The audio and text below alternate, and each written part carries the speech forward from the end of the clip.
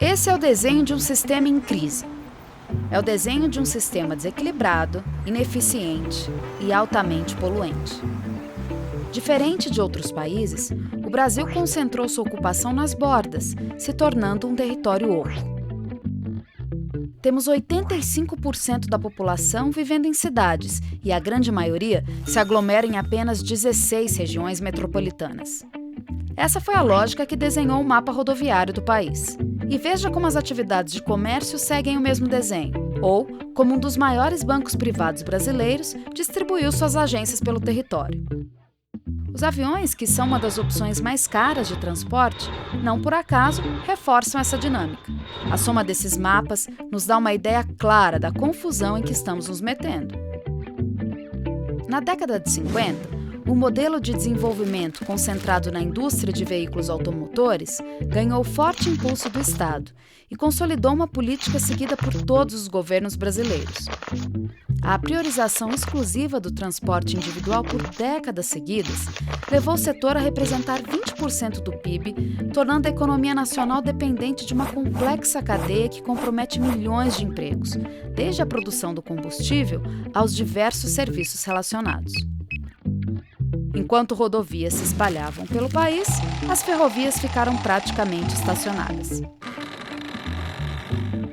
E assim, destinamos aos caminhões 68% do transporte de carga. O Brasil, com 50 mil quilômetros de rios navegáveis, só tem 17% do seu transporte feito por hidrovias. Já o Canadá faz 11%, com apenas 3 mil quilômetros. Os Estados Unidos transportam 43% da sua carga por ferrovias. E o Brasil, só 25%. O impacto ambiental da opção rodoviária também é enorme. Ela chega a ser dezenas de vezes mais poluente que os outros sistemas.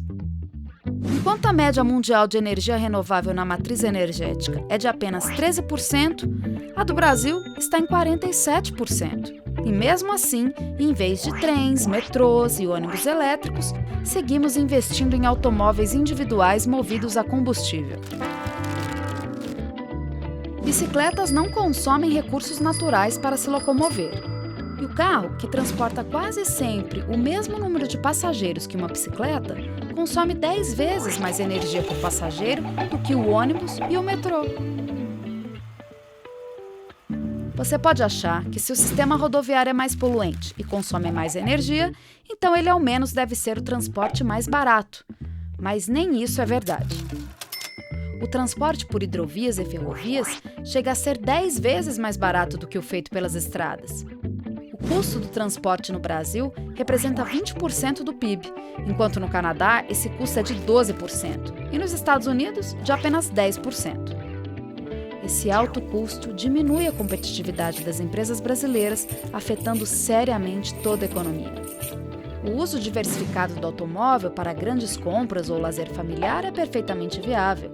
Ele apenas não pode ser a forma padrão de deslocamento, pois é eficiente apenas para uma minoria e condena boa parte das nossas vidas a um cotidiano de longos congestionamentos. Aumentar os investimentos nesse sistema de transporte só vai piorar o problema. Até hoje, os investimentos públicos foram guiados apenas pelos interesses das empresas privadas. O Estado não pode seguir essa lógica. Ele precisa investir no transporte marítimo entre os portos e utilizar plenamente as bacias navegáveis em conexão com ferrovias, articulando os sistemas em rede. Se deslocarmos os empregos para outras cadeias produtivas, eles não se perdem. Com um desenvolvimento regional mais equilibrado, menos cargas precisam percorrer longas distâncias. E com uma internet acessível a todos, menos gente precisa viajar para fazer negócios ou reuniões. Tudo isso aumenta a eficiência do sistema.